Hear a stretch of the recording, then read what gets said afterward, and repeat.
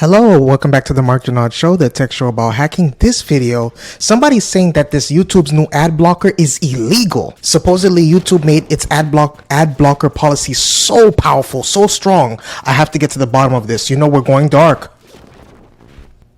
So, privacy campaigner Alexander H, because I don't want to mispronounce his last name, claims that YouTube's new ad blocker detection is illegal under European law, and he's taking the fight to the European Commission.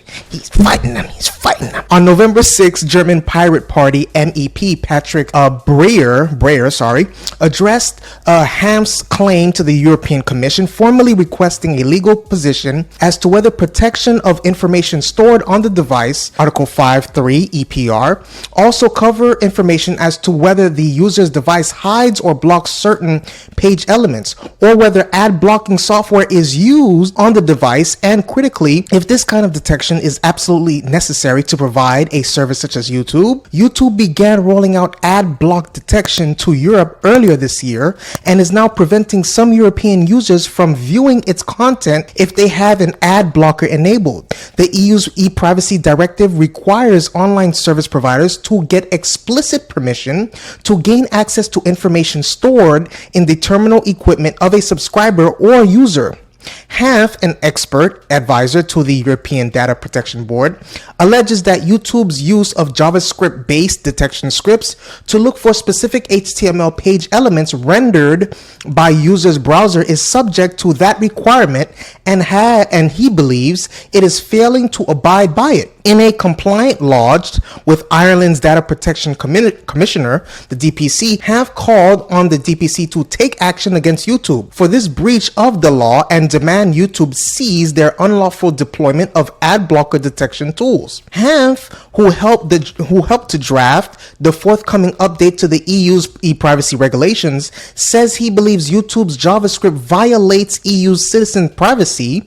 The script that YouTube deploys is detecting what software people are running on their machines or what behavior their browser is exhibiting in relation to their private activities. It's not okay. It's illegal, Hanff claims.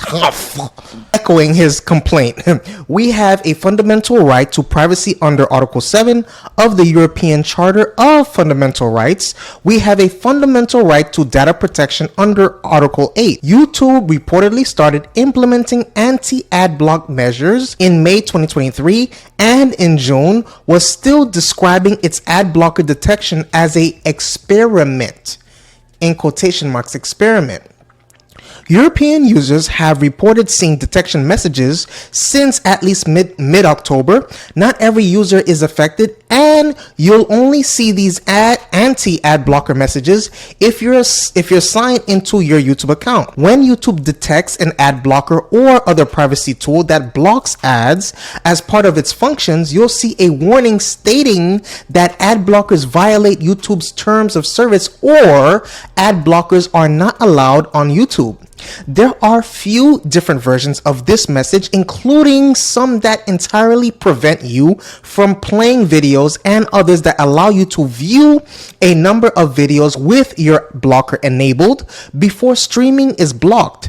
A pop-up asking you to turn off your ad blocker is hardly an unusual sight on the internet, but could it be against the law? All versions of YouTube's ad blocker detection that Wired is aware of use a JavaScript program that runs in the client browser, although YouTube says that it could use non-invasive server-side methods to identify if a video ad served to a user has not been played.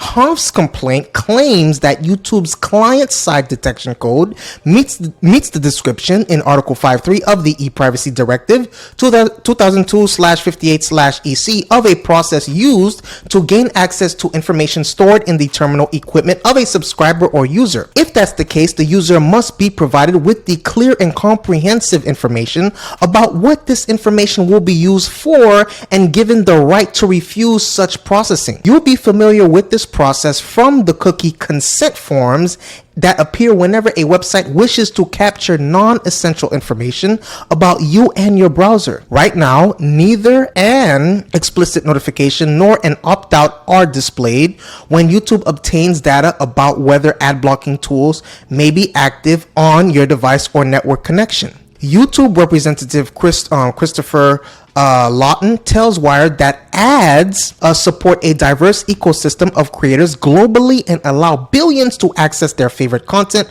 on YouTube. The use of ad blockers violates YouTube's terms of service. YouTube's current terms, last updated on January 5th, 2022, don't explicitly mention the use of ad blocking tools nor any detection measures, although permissions and restrictions clause that forbids user activity to circumvent, disable, or fraudulently engage or otherwise interfere with the service could be read as covering this scenario.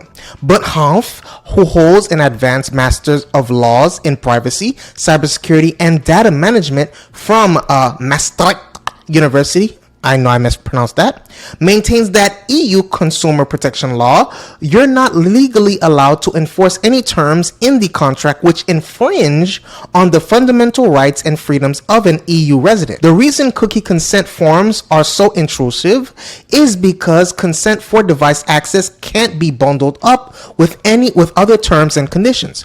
Breyer, the German MEP, echoes Hanff's beliefs, telling Wired that ad blockers protect us from illegal tracking of our online life and online harms. YouTube's terms and conditions likely violate EU law. YouTube should offer surveillance-free advertising and stop its anti-ad blocking campaign now. YouTube obviously wants to make money. That server bandwidth isn't going to pay for itself. In 2022, ad-free YouTube Music and Premium had 80 million subscribers, while YouTube reported ad revenue of $7.95 billion. In the third quarter of 2023 alone, priced at $13.99 or $12.99 in Europe, YouTube's premium primary benefit is ad-free video and music streaming. But if you can use an ad blocker to obtain most of the benefits of a subscription, there's little incentive to pay. YouTube also needs its content creators to make enough money to justify their efforts.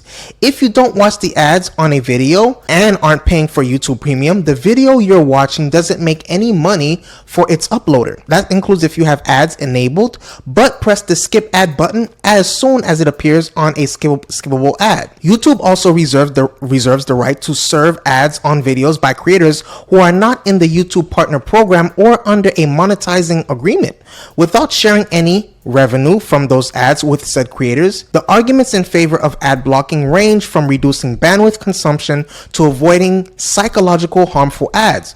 YouTube, for example, runs ads for alcohol, diets, and online casinos. But the most compelling argument in favor of ad blocking is online security. Security researchers regard online ad networks as a key threat vector when it comes to cybersecurity. And ads on YouTube have previously been cited as serving crypto mining malware. Most ad blocking browser extensions look for specific file paths and file names, such as those in ad blocking easy list, being called from within a page, and remove them from the version of the page that is rendered in your browser. I think this is a money play, guys.